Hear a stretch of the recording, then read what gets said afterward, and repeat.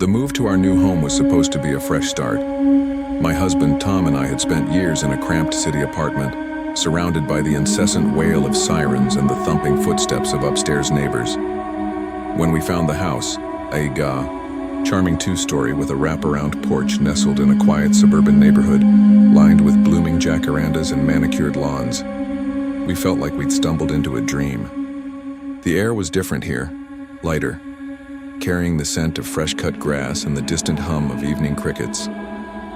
We'd been unpacking for 2 weeks, arranging furniture, hanging pictures, and savoring the stillness. Each morning, I'd sit on the porch with a steaming mug of coffee, watching the sunrise paint the tops of the neighbors' palm trees in hues of gold and pink. The calm was intoxicating, a stark contrast to the chaos we'd left behind. It was a Tuesday in late September, the kind of day where the heat lingers just enough to remind you summer hasn't fully surrendered. I'd had a long day at the school where I taught, dragged out by a staff meeting that ran well past 5. I got home just as the sun dipped below the horizon, casting long shadows across the front yard. Kicking off my shoes and tossing my bag onto the entryway bench, I was halfway to the kitchen when the doorbell chimed, a sharp, unfamiliar sound in the quiet house. Tom was still at work, so I wiped my hands on a dish towel, my bare feet cool against the hardwood, and opened the door. A man stood there, unremarkable at first glance. Mid-40s maybe, with neatly trimmed facial hair and a plain white t-shirt tucked into faded jeans. His smile was polite, practiced, but it didn't quite reach his eyes. "Is Casey here?" he asked, his voice steady but oddly expectant.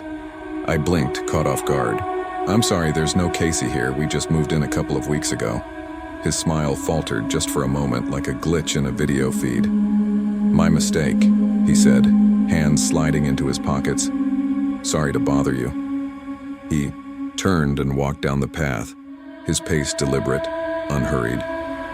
I watched him until he disappeared around the corner, chalking it up to a simple mix-up. Wrong address, I told myself. It happens. But he came back. That Friday, as I was watering the roses in the front yard, the doorbell rang again. The sun was low, casting a warm orange glow across the street. I recognized him immediately. The same jeans, same t-shirt, same measured tone. "I'm looking for Casey," he said, his voice firmer this time, almost insistent. "She's expecting me." I frowned, gripping the garden hose a little tighter. "Like I said, no Casey lives here. We're new. Maybe you have the wrong house." He tilted his head, his gaze drifting past me into the house as if he could hear something I couldn't. "That's odd," he said, his tone flat. "I spoke to her recently." "When?" I pressed, my stomach tightening. He shrugged, vague and dismissive. "Not long ago." Then he turned and walked away, slower this time, like he was savoring the moment. I stood frozen, the hose dripping onto my shoes, watching his silhouette fade into the dusk. That night, over dinner, I told Tom. We sat on the couch, a rerun of a baking show flickering in the background, the smell of roasted chicken lingering in the air. His brow furrowed, his arms crossed tightly over his chest. "If he shows up again, I'll handle it," he said, his voice low but resolute. I nodded, but the unease lingered, a quiet hum beneath the surface of our new life. 3 days later, he was back. Tom answered the door this time, his broad shoulders filling the frame. I stood just out of sight, listening as his voice stayed calm but firm. "I don't know who Casey is, and you need to stop coming here." The man didn't respond immediately. I peeked around the corner and saw him standing there, his face blank, eyes locked on Tom's like he was studying every detail. "Right," he finally said, his voice devoid of warmth. Then he turned and left, his footsteps echoing faintly on the pavement. We thought that was the end of it. We were wrong. A week later, I noticed the car. It was always there, parked across the street at 9 p.m. A dark sedan with tinted windows, its engine silent, its lights off. The first night, I dismissed it. Someone, waiting for a friend maybe, or a neighbor's guest. But it was there the next night and the night after that. Always the same car, always the same spot. One evening I stood at the upstairs window, hidden behind the curtains, staring at the shadowy figure in the driver's seat. They didn't move, didn't light a cigarette, didn't check a phone, just sat there, a motionless silhouette. My heart thudded as I watched, the seconds stretching into minutes. After 20 minutes, I gave up and went to bed, but sleep didn't come easily. I mentioned it to Tom, who hadn't noticed but started paying attention. A few days later, while watering the side yard at dusk, the motion sensor light snapped on, its harsh beam cutting through the twilight.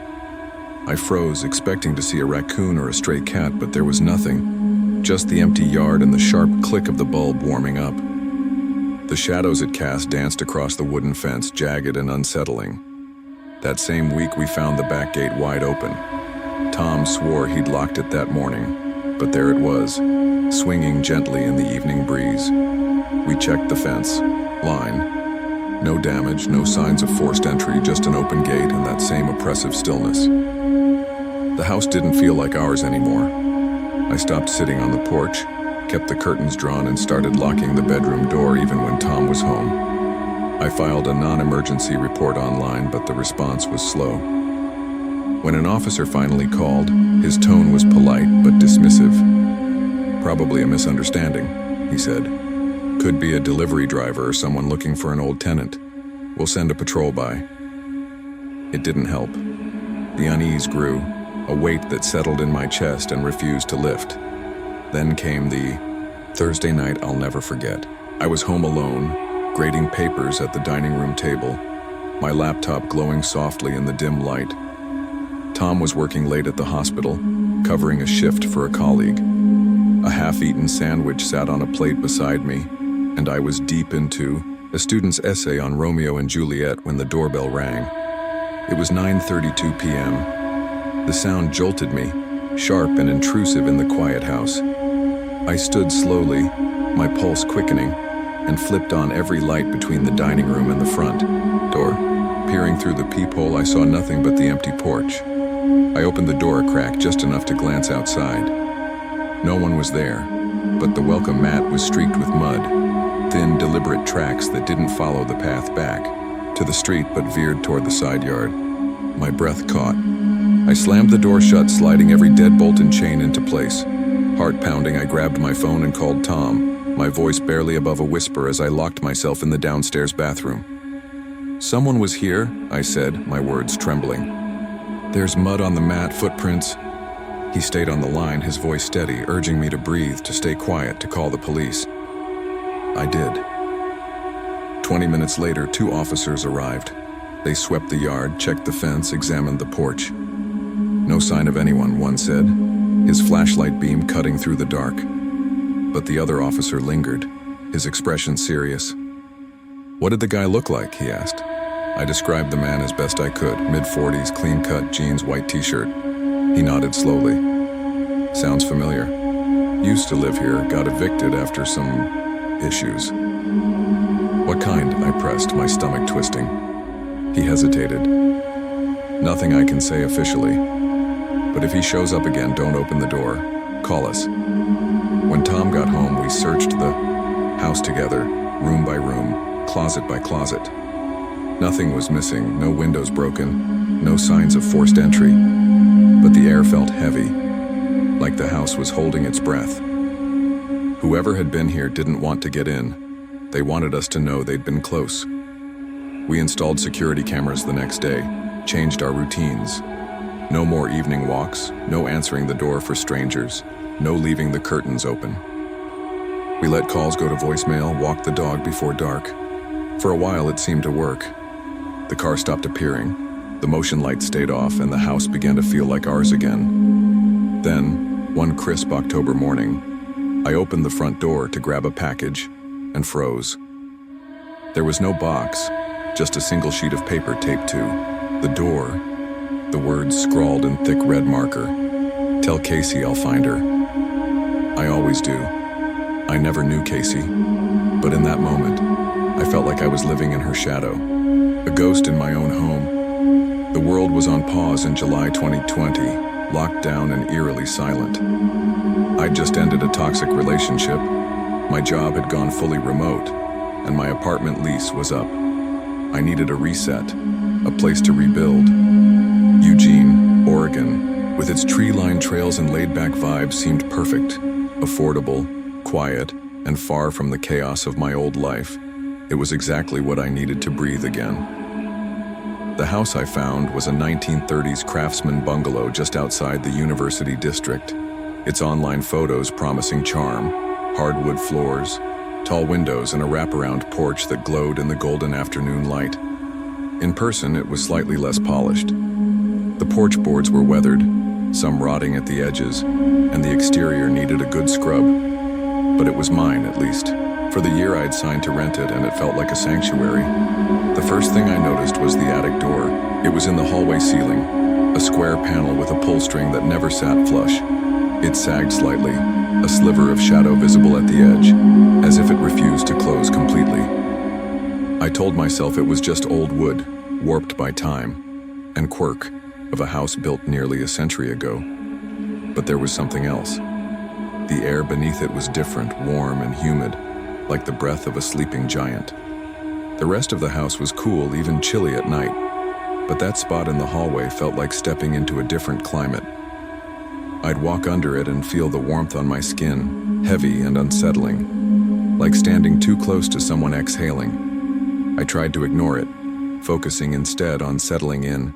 I unpacked my books, arranged my desk for remote work, and took long walks along the nearby trails, the scent of pine and damp earth grounding me. But little things started to chip away at my peace.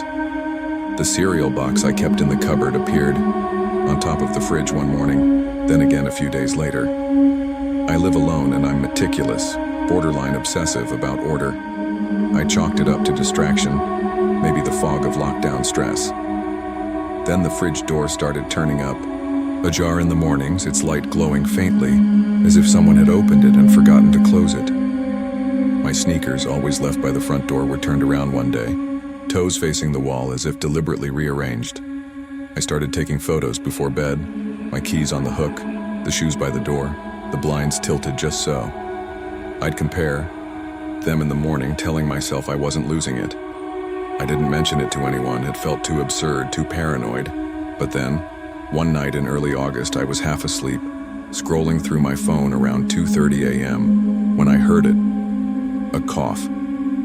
Short, dry, unmistakable, coming from directly above my bedroom. My house was one story. There was nothing above me but the attic.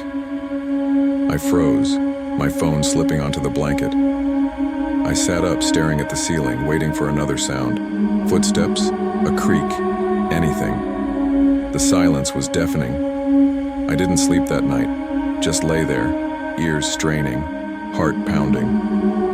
The next day, I called my friend Josh. I didn't tell him everything, just enough to hint at my unease. Probably a possum, he joked, or an attic goblin. Leave out some peanut butter, make peace. I forced a laugh, but the idea of something or someone up there wouldn't leave me. I'd read stories online about squatters living in attics, hiding in walls, watching homeowners for weeks before being caught.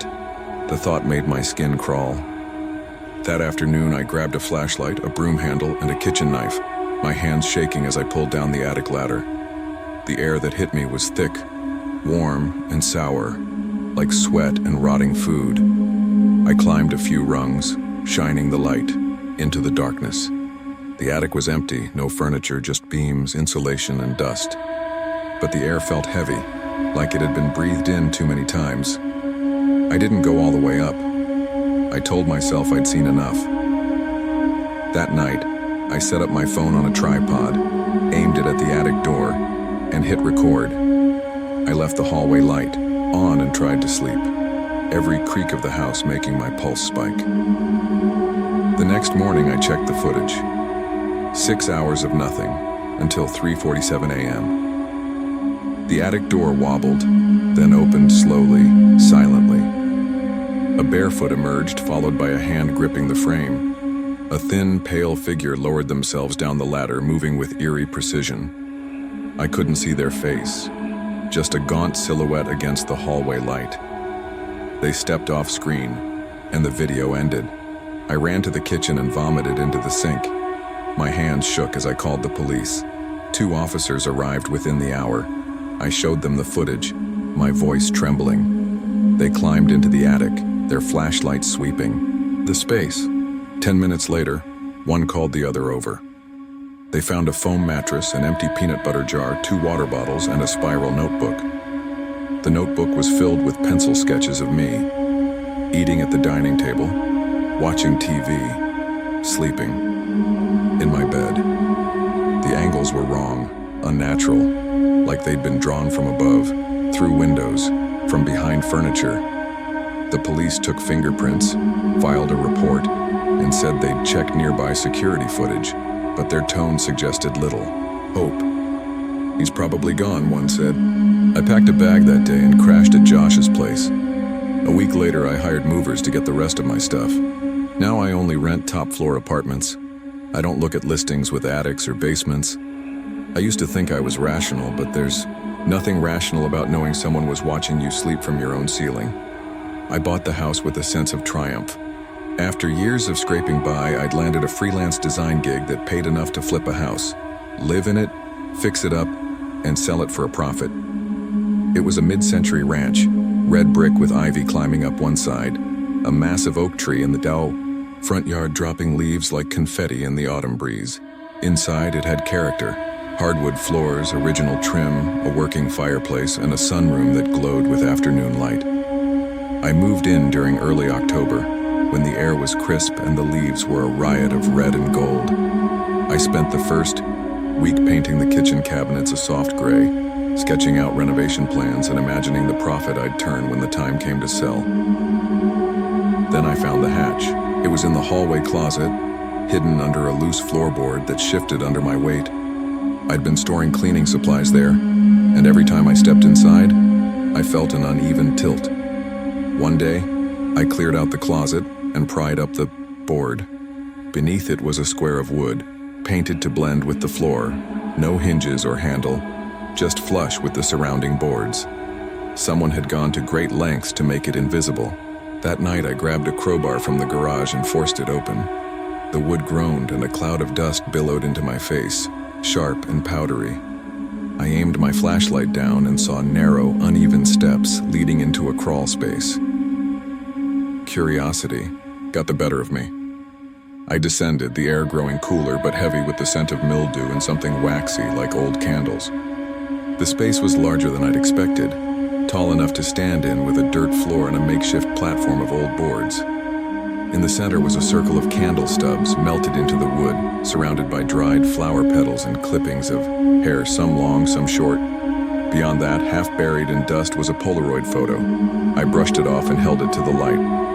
It was my living room, the furniture arranged exactly as I'd set it up, though the image was faded, like it had been taken years ago. In the center stood a figure wearing a mask, not a store-bought costume, but something crude, like papier-mâché over burlap, with hollow black eyes and no mouth. My stomach churned. I climbed out, left the hatch open, and slid the photo into a kitchen drawer, telling myself it was just a relic from a previous owner.